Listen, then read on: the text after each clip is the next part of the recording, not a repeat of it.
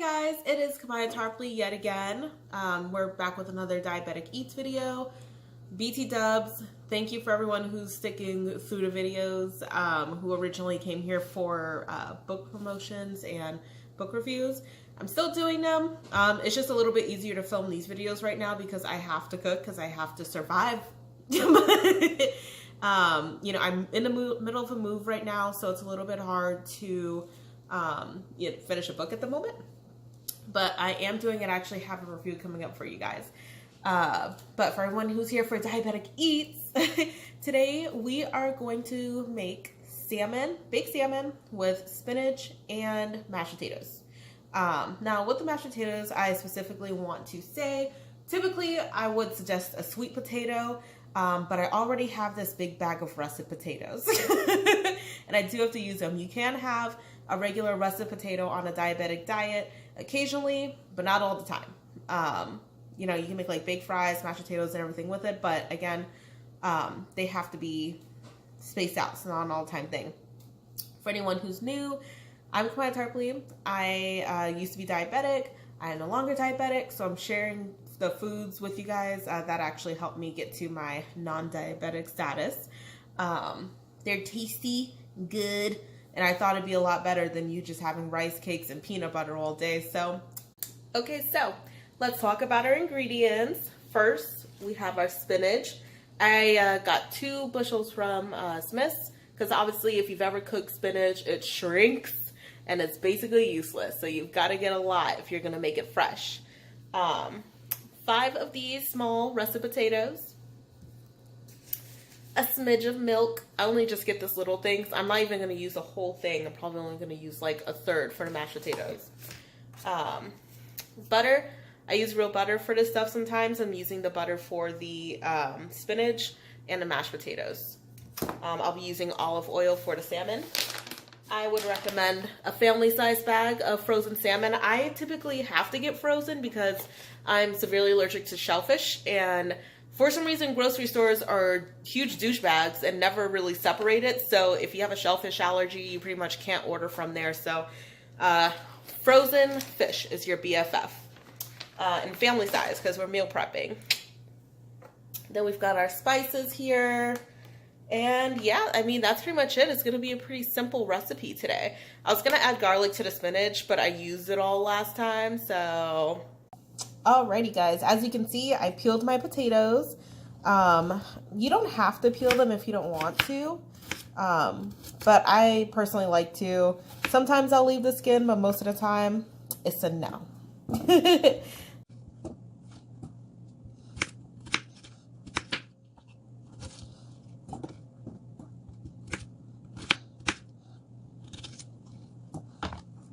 Okay, the potatoes are in water. We're going to want to boil them until they're soft.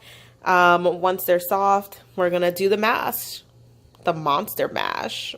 Okay, so a really important thing you want to remember with the fish, that it was frozen or is still frozen. You can actually still cook this when it's still frozen, which is kind of cool. I kind of like it when it's like half thawed, half frozen, because it doesn't break into like little pieces like it does when it's thawed. So just to kind of show you guys the sizes.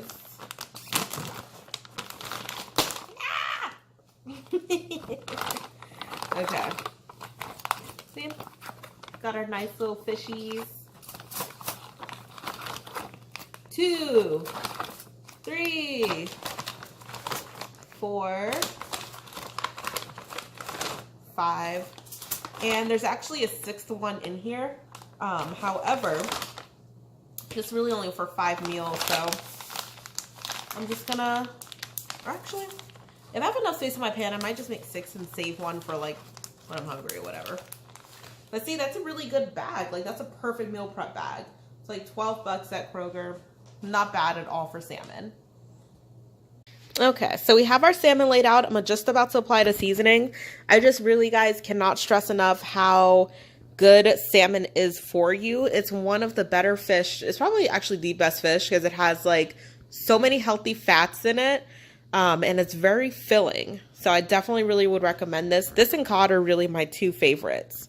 But for the seasonings, we're gonna do parsley flakes, of course, garlic powder, salt, black pepper as usual, and I'm not having as many seasonings because I'm doing smokehouse maple. I really want to like make my fish extra flavorful this week. Plus, I feel like that'd be really delicious with like the spinach and the mashed potatoes. It'd give me a little country feel.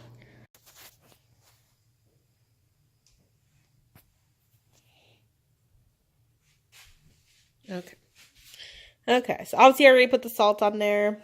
Next is going to be some pepper. And I'm really not being specific about it right now because after I apply the seasoning, I'm going to actually add olive oil. Just brush it on top. I'm not going to like douse it because like I said earlier, it's a fatty fish. You don't need to add like a bunch of oils and stuff to it. Oh my gosh, you know what would be so good, you guys? Teriyaki salmon. I'm going to do a video on that. Next, maple smokehouse. I like this seasoning. McCormick has really good seasonings.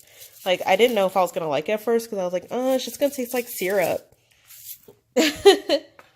Lo and behold, it doesn't.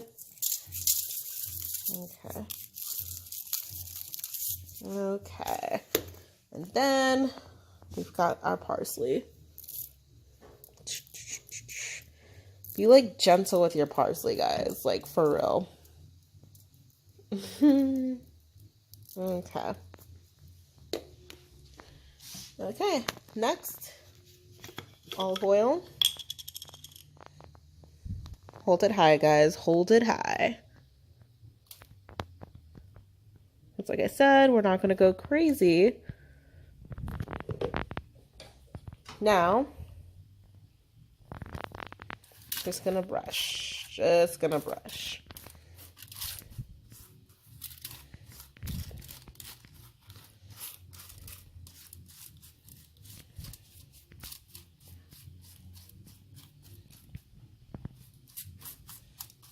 Watch. I know it looks like so lame right now, but when it's done, you guys, it's going to look bomb.com. And then you're going to feel bad for doubting me. Then you're going to feel bad. Big mistake. Huge. Okay. Salmon season. It's going in the oven. Next, we're going to work on the spinach. Okay. So now it's time to start the spinach. You want to have it a little bit low because you don't want your spinach to burn because we're mostly going to be steaming it. It's sauteed but also steamed. So first I'm going to add just a tablespoon of butter. Really don't need to go crazy. It's spinach, guys.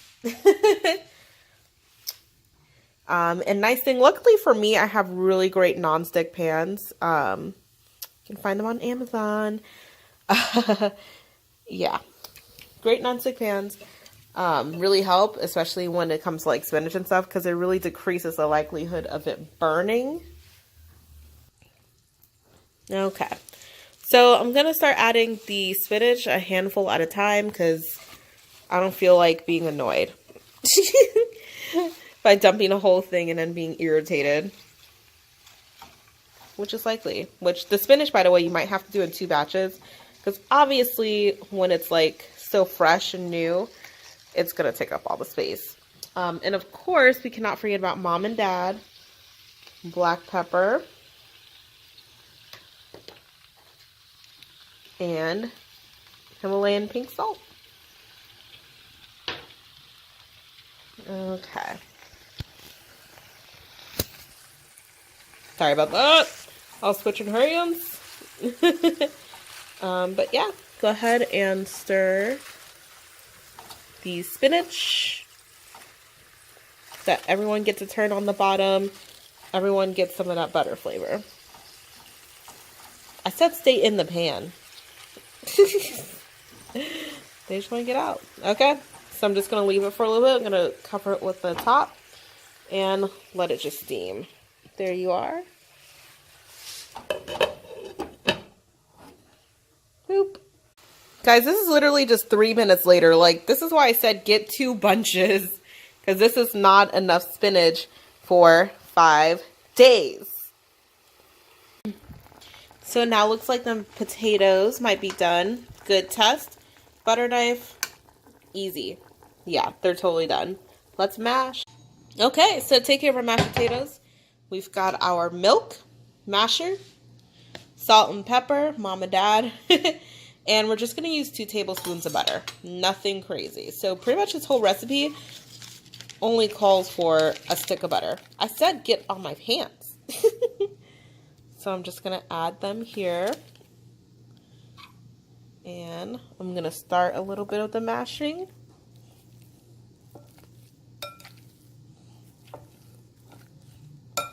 Okay, basics.